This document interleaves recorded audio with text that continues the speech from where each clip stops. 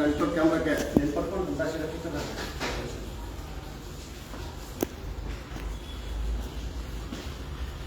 Paper తీసేసి cooker ಇದೆ ಅಂಚೆ ಕೂತ್ಕೊಂಡೆ ಕುಕ್ಕರ್ ನಮಗೆ ಸರ್ ಕಾಲೇಜ್ ಮುಂದಕ್ಕೆ ಸಾಕಾಗಿದೆ ಸರ್. ನಮಸ್ಕಾರ ವೀಕ್ಷಕರಿಗೆ. ಈ ದಿನ KRS ಪಟ್ಟಿಯ ಆನೇಕಲ್ ಕ್ಷೇತ್ರಕ್ಕೆ ಸೇರಿರುವ ಯಮರೆ ಗ್ರಾಮ ಪಂಚಾಯತಿಗೆ ಬಂದಿದ್ದೀನಿ. ನಾನು ನಿಮ್ಮ ಮಹೇಶ್ ಮಾತಾಡ್ತಾ ಇದ್ದೀನಿ. KRS ಆನೇಕಲ್ ತಾಲೂಕು ಉಪಾಧ್ಯಕ್ಷರು ಇದ್ದಾರೆ. ಈ ದಿನ ಯಾವುದೋ ಕಾರ್ಯಕ್ರಮ ನಿಮಿತ್ತ ಇಲ್ಲಿ ಬಂದಾಗ ಹಾಗಾಗಿ ಬೋರ್ಡ್ ಒಂದು ಕಣ್ಣು ಕಾಣಿಸೋ ಅದ್ರ ಬಗ್ಗೆ ನಿಮ್ಗೆ ತಿಳಿಸೋಣ. ಏನೇನಾಯಿತು ಇನ್ನೂ ಏನೇನು ಕೆಲಸ ಮಾಡಿದ್ದೀರಿ ಅನ್ನೋದಕ್ಕೆ ಬಂದಿದ್ದೆ ನಿಮಗೆ ತಿಳಿಸೋದಕ್ಕೆ, ಸಾರ್ವಜನಿಕರಿಗೆ ತಿಳಿಸೋದಕ್ಕೆ. ಇಲ್ಲಿನ PDO ಹಳೆ PDO ಆಗಿರುವಂತಹ ಮಹೇಶ್, ಆಗ ಈಗ ಪ್ರೆಸೆಂಟ್ ಇರುವ PDO ಪ್ರವೀಣ್ ಇವರಿಬ್ಬರು ಸುಮಾರು 7 ಬೋರ್ಡ್ ಬಾಡಿಗೆಗೆ ಹಾಕೊಂಡು ಸುಮಾರು ಬೃಹತ್, ಅಷ್ಟು ದೊಡ್ಡದು ಇವ್ರು ಕೊಡ್ಲೇ ಇಲ್ಲ, ಕೊಟ್ಟಿರೋದು ಚಿಕ್ಕದಾಗಿ, ಆದ್ರೆ ಇವ್ರು ಹಾಕಿರೋದು ಬೃಹತ್ ದೊಡ್ಡದಾಗಿ ಬೋರ್ಡ್ಗಳು ಹಾಕಿದ್ದಾರೆ. ಯಾವುದೋ ಒಂದು ಸ್ಟೇ ತಗೊಂಡ್ಬಂದಿರೋದಕ್ಕೆ ಇವರು ಗುಂಡುತೋಪಲ್ಲಿ, ಇದು ಆಕ್ಚುಲಿ ಪಂಚಾಯತಿ ಜಾಗ ಅಲ್ಲ ವೀಕ್ಷಕರೇ, ಇದು ಗುಂಡುತೋಪು ಅಂದ್ರೆ ಮರಗಳು ಬೆಳೆಸೋಕೆ ಮಾತ್ರ ಗುಂಡುತೋಪು ಇರೋದು. ಯಾವುದೇ ಕಾರಣಕ್ಕೂ ಪಂಚಾಯತಿ ಸ್ಕೂಲ್ ಕಟ್ಟಡಗಳು ಇನ್ನೊಂದು ಮಾಡಂಗಿಲ್ಲ. ಇದು ಗಾಳಿ ವಾತಾವರಣಕ್ಕೆ, ಸಾರ್ವಜನಿಕರಿಗೆ ಗಾಳಿ ವಾತಾವರಣ ಚೆನ್ನಾಗಿರ್ಲಿ ಅಂತ ಆ ಕಾಲದಲ್ಲಿ ರಾಜಕಾರಣದಲ್ಲಿ ಮಾಡಿರುವ ಕ್ರಮ ಇದೆ ಗುಂಡುತೋಪು. ಆ ಗುಂಡುತೋಪಲ್ಲಿ ಇವರು ರಾಜಾರೋಷವಾಗಿ ದೊಡ್ಡ ಬೋರ್ಡ್ಗಳನ್ನ ಇವರು ಲಕ್ಷಾಂತರ ರೂಪಾಯಿ ಬಾಡಿಗೆಗೆ ಕೊಟ್ಕೊಂಡು ಯಾರಿಗೋ ಒಬ್ಬರಿಗೆ ಕಾಟಾಚಾರಕ್ಕೆ ಅಗ್ರಿಮೆಂಟ್ ಹಾಕೊಂಡು ಇವರು ಅಗಲ್ದೋರಣೆ ಮಾಡ್ತಾ ಇರುವ ಇಲ್ಲಿರುವ ಅಧಿಕಾರಿಗಳು ಯಾರು ಮಹೇಶ್ ಮತ್ತು ಹೀಗಿರುವ ಪ್ರವೀಣ್ ಇಬ್ರು ಸೇರಿ ಅಗಲ್ದೋರಣೆ ಹೊಡ್ಕೊಂತ ಇದ್ದಾರೆ. ಸಾರ್ವಜನಿಕರಿಗೆ ಗುಂಡುತೋಪು ಇರಬೇಕಾಗಿರುವ ಮರಗಳ ಗಾಳಿ ವಾತಾವರಣಕ್ಕೆ ಬಿಟ್ಟು ಇವರು ದುಡ್ಡುಗೋಸ್ಕರ ಯಮರೆ ಗ್ರಾಮ ಪಂಚಾಯಿತಿಯಲ್ಲಿ ಅಗಲ್ದೋರಣೆ ಎಲ್ಲ ಆಗ್ತಾ ಇದೆ ಅಂದ್ರೆ ಯಮರೆ ಗ್ರಾಮ ಪಂಚಾಯಿತಿಯಲ್ಲಿ ಹಾಗೂ ವೀಕ್ಷಕರ ಹೇಳ್ಕೊಂಡ್ ಬರ್ತೀನಿ. ಅವರಿಗೆ ಸುಮಾರು ಬಾರಿ ಇದ್ರ ಬಗ್ಗೆ ದೂರು ಕೊಟ್ಟಾಗಿದೆ. ಆ ಒಂದು ಸ್ಟೇನು ವ್ಯಾಕೆಟ್ ಮಾಡಿಸೋದಕ್ಕೆ ಈ PDOಗಳ ಕೈಯಲ್ಲಿ ಆಗಿಲ್ಲ ಅಂದ್ರೆ ಇವ್ರಿಗೆ ಏನ್ ಬರ್ಬೇಕಾಗಿದೆ ಅದು ಬರ್ತಾ ಇದೆ, ಜಾಬ್ ತುಂಬ್ತಾ ಇದೆ. ಡೈರೆಕ್ಟ್ ಆಗಿ ಹೇಳ್ತೀನಿ. ಹಾಗೂ ಈಗಿರುವ CO ಅವರು ಮೇಡಮ್ ಅವರು ಒಂದೇ ಮಾತು ಹೇಳಿದ್ರು, ಯಾವುದೇ ಕಾರಣಕ್ಕೂ ಗುಂಡುತೋಪಲ್ಲಿ ನೀವು ಪರವಾನಗಿ ಕೊಡಕ್ ಬರೋದಿಲ್ಲ. ಈ ಕೂಡಲೇ ಹೋಗಿ ಯಾವ ಸ್ಟೇಗೂ ನಿಮ್ಗೂ ಸಂಬಂಧನೇ ಇರೋದಿಲ್ಲ. ಹಾಗಾಗಿ ನೀವು ಹೋಗಿ ತೆರವುಗೊಳಿಸೋಕೆ ಆಗುತ್ತೆ, 2 ದಿವಸದ ಒಳಗಡೆ ನೀವು ತೆರವುಗೊಳಿಸಿ ಅಂದ್ರು. ಮೇಡಮ್ ಹೇಳಿ 4 ರಿಂದ 5 ದಿವಸ ಆಗಿದೆ. CO ಅವರು ಕೂಡ ಬೆಲೆ ಇಲ್ಲ.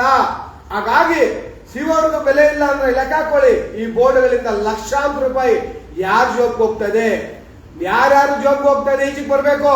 ಗುಂಡುತೋಪಲ್ಲಿ ಹಾಕ್ಬೇಕಾಗಿದ್ದಾಗ ತಹಸೀಲ್ದಾರ್ ಮತ್ತೆ ಇಲ್ಲಿರುವ DT, ಇಲ್ಲಿರುವ VA ಮತ್ತೆ RI, ಕೆಳಗಡೆಯಿಂದ ಬರ್ಬೇಕಂದ್ರೆ VA, RI ಮತ್ತು DT, ತಹಸೀಲ್ದಾರ್, ಸ್ಪೆಷಲ್ ತಹಸೀಲ್ದಾರ್ ಎಲ್ಲರಿಗೂ ಗುಂಡುತೋಪಿನ ಸಂಬಂಧ ಬರ್ತದೆ. ಯಾಕೆ ಅಧಿಕಾರಿಗಳು ಕಣ್ಮುಚ್ಕೊಂಡಿದ್ದಾರೆ? ನನ್ನ ಪತ್ರಗಳು ಹಾಕಿದ್ದೀನಿ ನಮ್ಮ KRS ಪಕ್ಷದಿಂದ, ಆಗ್ಲೂ ಕಣ್ಮುಚ್ಕೊಂಡು ಏನ್ ಬರ್ತಿದ್ದಾರೆ ಇವರೆಲ್ಲ. ಇವಾಗ ಬರ್ತಿದ್ದಾರೆ ನಮ್ಮ ಜಾಗದಲ್ಲಿ ನೀವು ಬಾಡಿಗೆ ಕೊಡಕ್ ಬರೋದಿಲ್ಲ, ಈ ಕೂಡಲೇ ತೆರವುಗೊಳಿಸಿ ಅಂತ ನಮ್ಮ ತಹಸೀಲ್ದಾರ್ ಕಡೆಯಿಂದ ಅವ್ರಿಗೆ ಬಂದಿದೆ. ಆದ್ರೂ ಇವರು ಯಾವುದೋ ಒಂದು ನೆಪಕ್ಕೆ ಅವ್ರು ಸ್ಟೇ ಆರ್ಡರ್ ಇಟ್ಕೊಂಡು ವರ್ಷಾನ್ಗಟ್ಲೆ ಜೋಬ್ ತುಂಬಿಸ್ಕೊಳ್ಳೋಕ್ಕೋಸ್ಕರ ಯಾವುದೇ ಕೆಲಸ ಮಾಡೋದಿಲ್ಲ ಅಂದ್ರೆ ಇಂಥ PDOಗಳ ಮೇಲೆ ಯಾಕೆ ನೀವು ಕ್ರಮ ಜರುಗಿಸ್ತಾ ಇಲ್ಲ? ಆಯ್ತು, CO ಅವ್ರು ಹೇಳಿದ್ದಾರೆ ಅದು ಪಾಲಿದ್ದೇ ಇರುತ್ತೆ, ಪ್ರತಿಯೊಬ್ಬರಿಗೂ ಪಾಲಿಲ್ಲದೆ ಕೆಲಸ ಆಗೋದಿಲ್ಲ. ಹೋಗ್ಲೇಪ್ಪ CO ಅವ್ರು ನಿಮ್ಮದೇ, ನಾನು ನೀವು ಎಲ್ಲ ಲೈವ್ ಅಲ್ಲ ಇದೆಯಲ್ಲ. CO ಅವ್ರು ಹೇಳಿದ್ರು ಈ ಕೂಡಲೇ 2 ಡೇಸ್ ಒಳಗಡೆ ಅದನ್ನ ತೆರವುಗೊಳಿಸಿ, ಯಾವುದೇ ಕಾರಣಕ್ಕೆ ಇಟ್ಕೊಂಡ್ಬೇಡಿ ಅಂತ ನಿಮ್ಗೆ ಹೇಳಿದ್ರಲ್ವಾ. ಯಾಕೆ ತೆರವುಗೊಳಿಸಿಲ್ಲ? ಇನ್ನೆಷ್ಟು ದಿನ ಬೇಕು? ಯಾರನ್ನ ತಲೆ ಮೇಲೆ ಬಿದ್ದು ಸಾಯ್ಬೇಕಾ? ಅಷ್ಟು ಬೃಹತ್ ದೊಡ್ಡ ಬೋರ್ಡ್ಗಳು ನಿಮ್ಗೆ ಬೇಕಾದ್ರೆ ಇದಾದ್ಮೇಲೆ ಇವು ಹರೀಶ್ ತೋರಿಸ್ತಾರೆ. ಅಂತ ಬೋರ್ಡ್ಗಳನ್ನ ಇವರು ಕಡು ಭ್ರಷ್ಟ ಅಧಿಕಾರಿಗಳು ಇಟ್ಕೊಂಡಿದ್ದಾರೆ ಅಂದ್ರೆ ಇವ್ರಿಗೆ ಲಾಭ ಇಲ್ವಾ?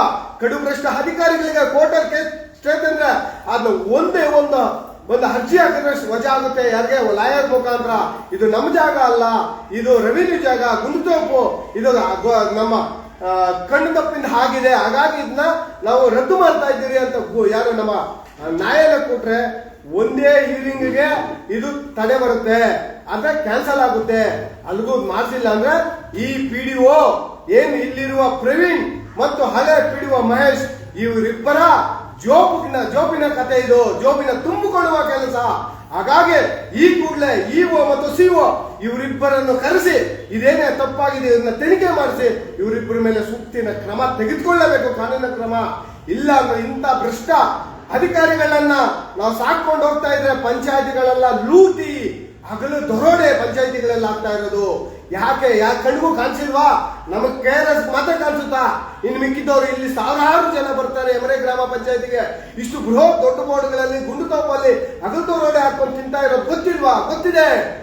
ಯಾಕೆ ಎತ್ತುತ್ತಾ ಇಲ್ಲ? ಧ್ವನಿ ಎತ್ತುತ್ತಾ ಇಲ್ಲ. ಯಾಕೆ ಅಂದ್ರೆ ಇಂಥ ಅಧಿಕಾರಿಗಳಿಗೆ ಜೋಪು ತುಂಬುತ್ತಾ ಇರೋದ್ರಿಂದ ಧ್ವನಿ ಎತ್ತೋದಿಲ್ಲ. ಅಧಿಕಾರಿಗಳಿಗೆ ನಾನು ಆದೇಶ ಎತ್ಕೊಳ್ಳೋಕೆ ಲೆಟರ್ ಕೊಟ್ಬಿಟ್ಬಪ್ಪ ಅಂದ್ರೆ ನಾನು ಎಂಡೋರ್ಸ್ಮೆಂಟ್ ಕೊಡ್ತೀನಿ ಅಂತ ಹೇಳ್ತಾರೆ ಅಂದ್ರೆ ಒಂದು ಅಧಿಕಾರಿ ನಾಚಿಕೆ ಆಗೋದಿಲ್ವಾ? ಗುಂಡುತೋಪಲ್ಲಿ ಯಾರೋ ಒಬ್ಬ ಮೂರನೇ ವ್ಯಕ್ತಿಗೆ ಲಕ್ಷಾಂತರ ರೂಪಾಯಿ ಸಂಪಾದನೆ ಮಾಡ್ಕೊಂಡು ತಿನ್ನೋಕೆ ಬಿಟ್ಟಿದ್ದಾರೆ ಅಂದ್ರೆ ಇವರೆಲ್ಲ ಎಂತ ಅಧಿಕಾರಿಗಳು? ಇವ್ರ ಮೇಲೆ ಯಾಕೆ ಕ್ರಮ ಜರುಗಿಸ್ಬೇಕು? ಇವ್ರನ್ನ ಯಾಕೆ ಸಸ್ಪೆಂಡ್ ಆಗ್ತಾ ಇಲ್ಲ? ಜೋಬ್ ತುಂಬಿಕೊಂಡು ಕೇಂದ್ರ ಸ್ಥಾನದಲ್ಲಿ ಅಧಿಕಾರಿಗಳಿಲ್ಲ. ಇಂಥ ಅಕ್ರಮಗಳಿಗೆ ಮೇಲ್ಗೈ ಇವ್ರದ್ದು ಇದೇ ಕೆಲಸ ಆಗಿದೆ. ಪಿಡಿಒಗಳ ಮೇಲೆ ಕಠಿಣ ಕ್ರಮ ಜರುಗಿಸಿಲ್ಲ ಅಂದ್ರೆ ನೋಡಿದೆ ಇಒ ಮತ್ತು ಸಿಒ ಅವರು ಏನ್ ಮಾಡ್ತಾ ಇದ್ದಾರೆ ನನ್ಗಂತೂ ಗೊತ್ತಿಲ್ಲ. ಸಿಒ ಮೇಡಮ್ ನೋಡಿ, ನೀವ್ ಹೇಳಿದ್ದು ಮಾತುಗೂ ಬೆಲೆ ಇಲ್ಲ ಅಂದಾಗ ನಾವೇನ್ ಮಾಡ್ಬೇಕು ಗೊತ್ತಾಗ್ತಾ ಇಲ್ಲ. ಹಾಗಾಗಿ ಇಲ್ಲ ದುಡ್ಡು ಕಷ್ಟಪಟ್ಟು ತೆರಿಗೆ ಹಣದಲ್ಲೇ ನಾವು ದುಡ್ಕೊಂಡು ತಿಂತಾ ಇದ್ರೆ ಇವರೆಲ್ಲ ನಮ್ಮ ತೆರಿಗೆ ಹಣದಲ್ಲಿ ಸಂಬಳ ತಗೊಂಡವರು ಯಾವ ಮಟ್ಟಕ್ಕೆ ಇವ್ರು ಕೆಲಸ ಮಾಡ್ತಾ ಇದ್ದಾರೆ ಅನ್ನೋದನ್ನ ನೀವೇ ಅರ್ಥ ಮಾಡ್ಕೊಳ್ಳಿ ಸ್ನೇಹಿತರೆ. ಯಾಕಂದ್ರೆ ಇದು ಹಗಲು ದರೋಡೆ ಆಗಿರೋದ್ರಿಂದ ತುಂಬಾ ಅನ್ಯಾಯ. ಪಿಡಿಒಗಳು ತಿಂತಾ ಇರೋದು ಅಷ್ಟಿಷ್ಟಲ್ಲ. ಹಾಗಾಗಿ ಇದನ್ನ ಒಬ್ಬ ಸಿಇಒ ಅಧಿಕಾರಿ ಹೇಳಿದ್ರು ಕೂಡ ಯಾವುದೇ ಕೆಲಸ ಆಗಿಲ್ಲ ಅಂದಾಗ ಇಂಥ ಭ್ರಷ್ಟ ಅಧಿಕಾರಿಗಳನ್ನ ಕಡಿವಾಣ ಹಾಕ್ಬೇಕಾಗಿರುವ ಮೇಲಧಿಕಾರಿಗಳು ಕಣ್ಣು ಮುಚ್ಕೊಂಡು ಕೂತಿರೋದು ಎಷ್ಟು ಮಾತ್ರ ಸಮಂಜಸ ನಂಗಂತೂ ಅರ್ಥ ಆಗ್ತಾ ಇಲ್ಲ. ಹಾಗಾಗಿ ಈ ಎಮರೆ ಗ್ರಾಮ ಪಂಚಾಯತಿಯಲ್ಲಿ ಗುಂಡುತೋಪಲ್ಲಿ ಬೃಹತ್ ಬೋರ್ಡ್ ಹಾಕೊಂಡು ಹಗಲು ದರೋಡೆ ಪಂಚಾಯತಿ ಅವತ್ತು ಸಿಇಒ ಮೇಡಮ್ ಇಮ್ಮಿಡಿಯೇಟ್ ಆಗಿ ಈ ಕೂಡಲೇ ಅದನ್ನ ತೆರವುಗೊಳಿಸಿ ಅಂತ ಹೇಳಿದ್ರು ಮೇಡಮ್. ಬೋರ್ಡ್ಗಳು ಬೃಹತ್ ಅಡ್ವರ್ಟೈಸ್ಮೆಂಟ್ ಬೋರ್ಡ್ಗಳನ್ನ ಇವತ್ತಿನವರೆಗೂ ಏನು ಮಾಡಲಿಲ್ಲ. ಪ್ರವೀಣ್ ಇದ್ಕೊಂಡು ಹೇಳ್ತಾರೆ ನಮ್ಗೆ ನಾನು ಬೇಕಾದ್ರೆ ಎಂಡೋಸ್ಮೆಂಟ್ ಕೊಡ್ತೀನಿ, ಕೋರ್ಟ್ ಇಂದ ಆರ್ಡರ್ ಆಗಿದೆ, ನಾನೇನು ಮಾಡೋಕ್ ಆಗೋದಿಲ್ಲ ಅಂತಾರೆ. ಅದು ವೆದರ್ ದೇರ್ ಇಸ್ ಲೀಗಾಲಿಟಿ ಅವ್ರ ಇಲ್ಲ ಅಂತ ಅದಕ್ಕೆ ಒಂದು ಕಮಿಟಿನೇ ಸೆಟಪ್ ಮಾಡಿ ಅಲ್ಲಿಗೆ ಕಳಿಸ್ತಾ ಇದ್ದೀನಿ ಮಹೇಶ್ವರ. ಬಿಕಾಸ್ ಅದು ನೋಡ್ಬೇಕಲ್ವಾ, ಅವರು ನೀವ್ ಹೇಳ್ತಾ ಇರೋದು ಕರೆಕ್ಟ್ ಇದೆನಾ ಅಥವಾ ಅವರು ಪಿಡಿಒ ಒಂದು ಮಾತು ಹೇಳ್ತಾ ಇದ್ದಾರೆ, ತಾವು ಒಂದು ಹೇಳ್ತಾ ಇದ್ದೀರಾ. Let the committee decide and take a further action. Just a minute, ನಾನು ಅದಕ್ಕೆ ಕ್ಲಿಯರ್ ಕೊಡ್ತೀನಿ. ಈಗ ಇಲ್ಲಿರುವ DT ಮತ್ತು RI VA ಅವರು ಎಲ್ಲ ಸೇರಿ ರಿಪೋರ್ಟ್ ಹಾಕಿ ತಹಸೀಲ್ದಾರ್ಗೆ ಹೋಗಿ ತಹಸೀಲ್ದಾರ್ ಕಡೆಯಿಂದ ಇವಾಗ ಬಂದಿದೆ ಮೇಡಮ್. ಏನಂತ, ಇದು ಗುಂಡುತೋಪು, ನಮ್ಮ ಗುಂಡುತೋಪಲ್ಲಿ ಏನೇನು ನೀವು ಕೊಟ್ಟಿದ್ದೀರೋ ಈ ಕೂಡಲೇ ಅದನ್ನ ತೆರವುಗೊಳಿಸಿ ಅಂತ ತಹಸೀಲ್ದಾರು ಅವ್ರಿಗೆ ಲೆಟರ್ ಬರ್ದಾಗಿದೆ. ಹಂಗಾಗಿ ಇದು ಗುಂಡುತೋಪು ಅಂತ ಕ್ಲಿಯರ್ ಆಯ್ತು. ಯಾಕಂದ್ರೆ ಇದು ದಾಖಲೆ ಮುಖಾಂತರ ಅವ್ರಿಗೆ ಬಂದಿರೋದು, ನನಗಿನ್ನ ಕೈಗೆ ಬಂದಿಲ್ಲ. ನಾನು RTL ತಗೊಂಡಿದ್ದೀನಿ ಅಷ್ಟೇ. ಹೇಳ್ತಾ ಇರೋದು ಗೊತ್ತಾಯ್ತು ಮಹೇಶ್ ಅವರೇ. Definitely on 6th one committee will be there in the ಎಮರೆ ಗ್ರಾಮ ಪಂಚಾಯತ್. ಅದು ಓಕೆ ಮೇಡಮ್, ನೀವು ಕಳಿಸ್ತಾ ಇದ್ದೀರಾ. ಅದ್ರ ಜೊತೆಯಲ್ಲಿ ಮೇಡಮ್, ಅದ್ರ ಜೊತೆಯಲ್ಲಿ ಮುಂಚೆ ಒಂದು ಬೇರೆ ಶೆಡ್ಯೂಲ್ಸ್ ಇದೆ ನಮ್ಮ ಜೆಪಿಯಲ್ಲಿ. ಸೊ ಅದಕ್ಕೋಸ್ಕರ ವಿವಿಧ ಕಾರಣಗಳಿಂದ ಬರಕ್ಕಾಗೋದಿಲ್ಲ. 6th or 7th ಇದೆ. ಅದು ಓಕೆ ಮೇಡಮ್. ಈಗ ಇಷ್ಟು ದೂರ ಮೇಡಮ್ ಅವತ್ತು ಹೇಳಿದ್ರು, ಯಾರೋ ಸಿಒ ಮೇಡಮ್ ಈ ಕೂಡಲೇ ತೆರವು. ನಾನು ಅದನ್ನ ಕ್ಲಿಯರ್ ಆಗಿ ಮೇಡಮ್ಗೆ ಹೇಳ್ದೆ. ಪೇಪರ್ ಮುಖಾಂತರ ನಿಮಗೂ ಬೇಕಾದ್ರೆ ಈಗ ವಾಟ್ಸ್ಆಪ್ ಮಾಡ್ತೀನಿ.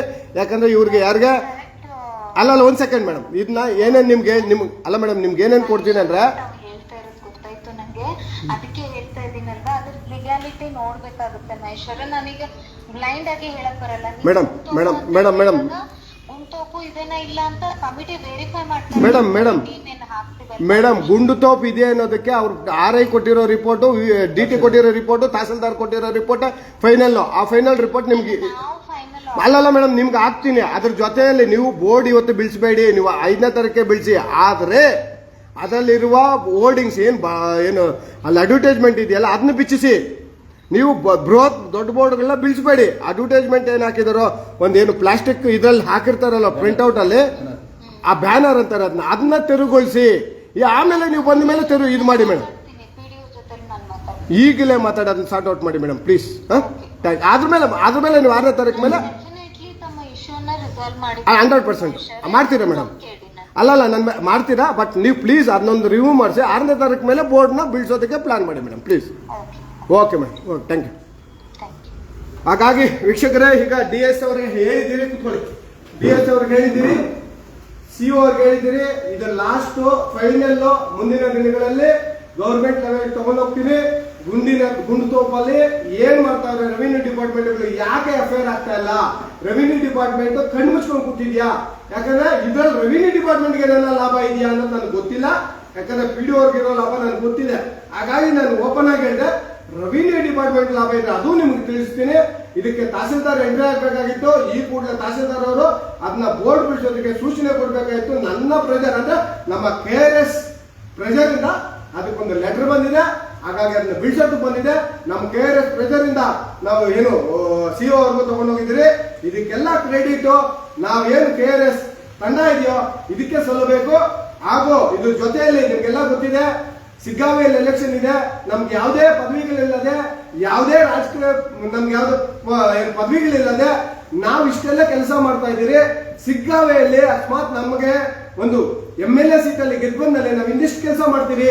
ನಾವು ರವಿ ಕೃಷ್ಣ ರೆಡ್ಡಿ ನಮ್ಮ ರಾಜ್ಯಾಧ್ಯಕ್ಷರಲ್ಲಿ ನಿಂತಿರೋದ್ರಿಂದ ಎಷ್ಟು ಮಾತ್ರ ನಾವು ಕೆಲಸ ಮಾಡ್ಕೊಂಡು ಮುಂದಕ್ಕೆ ಹೋಗ್ತೀರಿ ಅನ್ನೋದಕ್ಕೆ ನಿಮ್ಗೆ ಅರ್ಥ ಆಗುತ್ತೆ.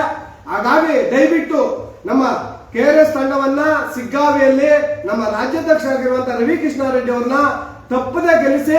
ಮುಂದಿನ ದಿನಗಳಲ್ಲಿ ಭ್ರಷ್ಟಾಚಾರ ಎಲ್ಲಿ ಅಡ್ಕೊಂಡಿದೆ ಅನ್ನೋದನ್ನ ನೀವೇ ಹುಡುಕ್ಬೇಕಾಗ್ತದೆ. ಅಷ್ಟು ನಾವು ಕೆಲಸ ಖಂಡಿತವಾಗಿ ಮಾಡ್ತೀವಿ.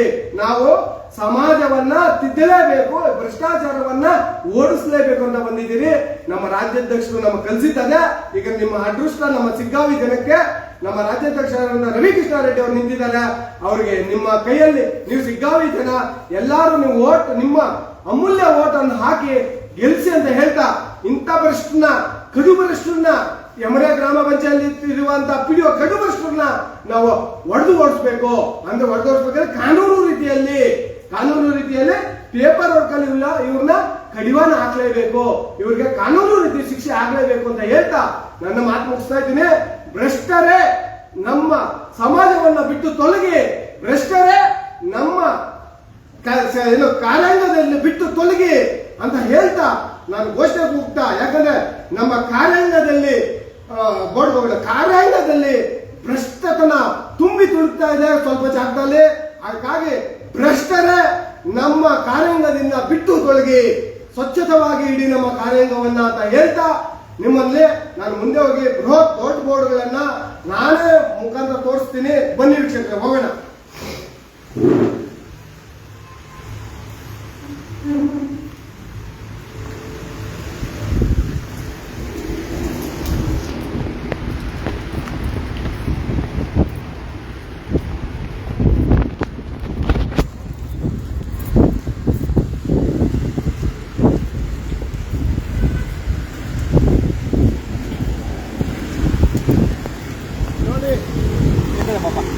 ನೋಡಿ ವೀಕ್ಷಕರೇ, ನಿಮಗೆ ಕಾಣಿಸ್ತಾ ಇರ್ಬೋದು, ಈ ಕಡೆ ಯಾರು ಹೇಳ್ತೀನಿ ನೋಡಿ, ನಿಮ್ಗೆ ಕಾಣಿಸ್ತಾ ಇರ್ಬೋದು ಇರೋದು ಎರಡಕ್ಕೆ ಪರ್ಮಿಷನ್. ಈ ಕಡೆ ಒಂದಿದೆ, ಆ ಕಡೆ ಒಂದಿದೆ, ಆ ಕಡೆ ಒಂದಿದೆ, ಇಲ್ಲೊಂದಿದೆ, ಅಲ್ಲೊಂದಿದೆ, ಇಲ್ಲೊಂದಿದೆ, ಆ ಕಡೆ ಒಂದಿದೆ.